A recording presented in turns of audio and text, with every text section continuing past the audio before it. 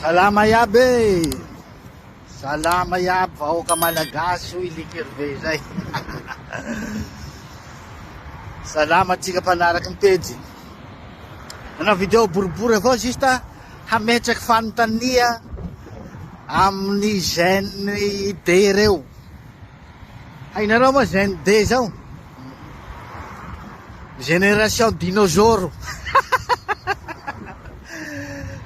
Fanontania mandeha aminareo génération dinosaure reo, Gen D. Nareo va tsy hentraka ny politiky tiky zao antany anareo? Nanomboky nahatanora anareo jusque mahantsy anareo tsy hentraka ny politiky ty va nareo? No fitaliava seza avao nareo jusque anany zao. Nareo va tsy manasa hafa la tsy tiky politiky tiky?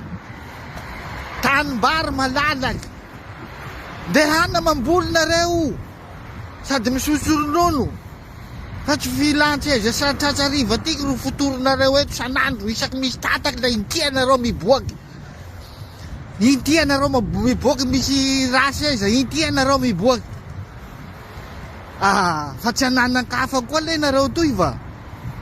Sara io ataonareo zay génération dinosaure reo ka holovanareo politiky io.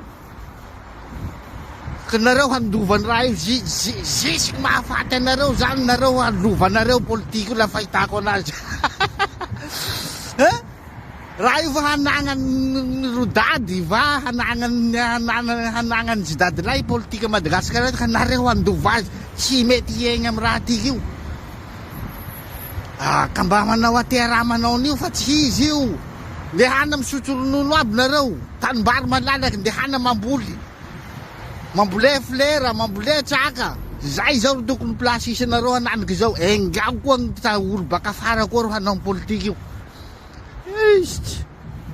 No hitady plasy tratsariva miboaky miamboky kapinjy avao, miamboky tapoky latsaky avao. Fa mamaky tragno kaignatsy aby reto.